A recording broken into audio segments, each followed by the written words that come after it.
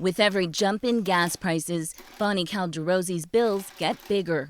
It's becoming very difficult to manage a small business with transportation as your main core business. Her courier business in Dartmouth, Nova Scotia relies on 20 drivers. Some travel long distances. To compensate their pain at the pump, she has to download extra costs to customers. Keeping our drivers happy, keeping our clients happy, and it's a juggling act. Gas prices are up 48% compared to the same time last year. The national average is more than $2 a litre. Food prices continue to soar. Cooking oil bubbled up a record 30%. Fresh vegetables cost 10% more. Meat prices were up 9%. Those are all products Jamil Bouya uses at his restaurant every day. I mean, we've seen things go up literally 50% overnight, and it's been very hard to stomach and swallow. Bouya opened his Toronto burger shop during the pandemic. After surviving 2 years of uncertainty, now it's inflation taking a bite out of his business.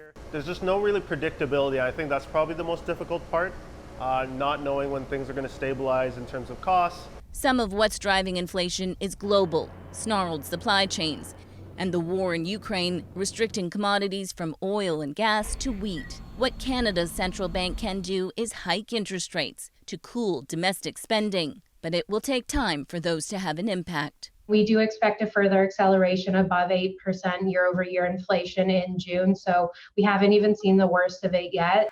The senior deputy governor of the Bank of Canada admitted today's record inflation report was unwelcome. We know inflation is keeping Canadians up at night. It's keeping us up at night, and we will not rest easy until we get it back down to target. Economists predict big interest rate hikes again this summer to tackle inflation, another squeeze for many Canadians until the cost of living comes down. Nisha Patel, CBC News, Toronto. Now here's some staple shock for you. The price of milk is about to go up for a rare second time this year. Prices will go up in September, about 2 cents more per litre. Farmers blame it on unprecedented price increases on goods and services that they need. Now, with prices rising and uncertainty growing, this is an especially tough time for everyone from students to retirees. As Alison Northcott shows us, for some, it's meant difficult choices and sacrifices. With the cost of nearly everything going up, student Brogan Hanrahan notices it most when buying food. A week of groceries has gone from being like, I don't know, maybe $20, $25 to $50.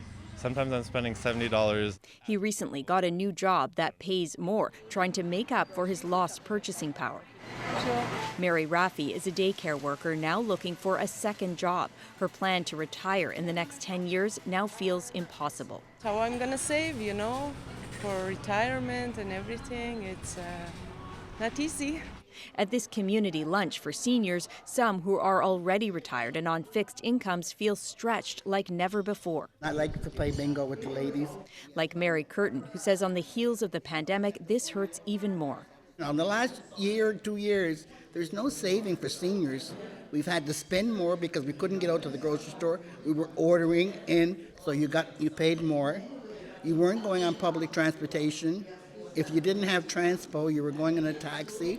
You were spending more money. So save, what's that?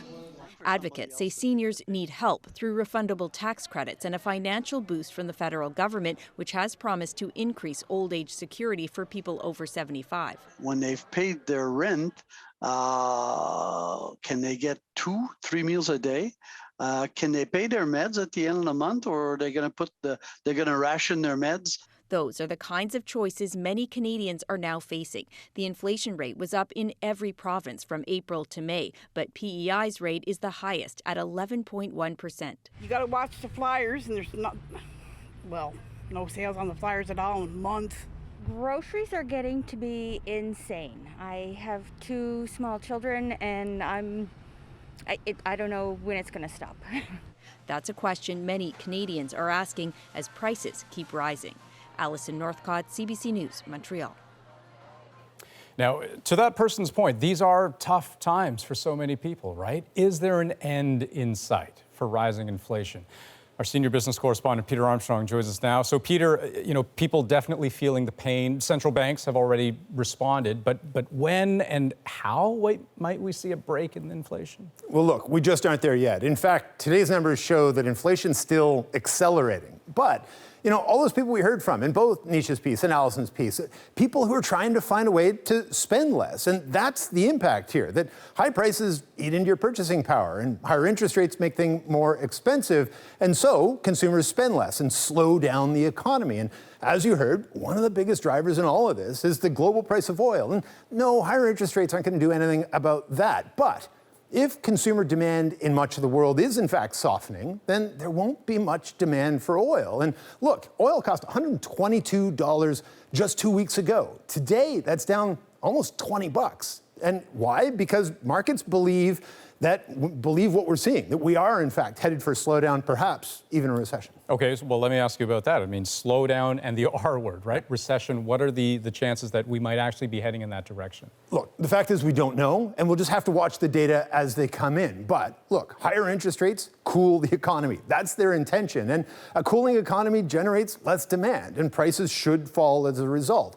But when it does start to fall, it can be like catching a knife. Fail, and yeah, we could be looking at a recession. It's not easy, but Andrew, the risk of letting inflation actually get entrenched, that could be a lot worse. Sure. Okay, Peter Armstrong, thank you. You bet.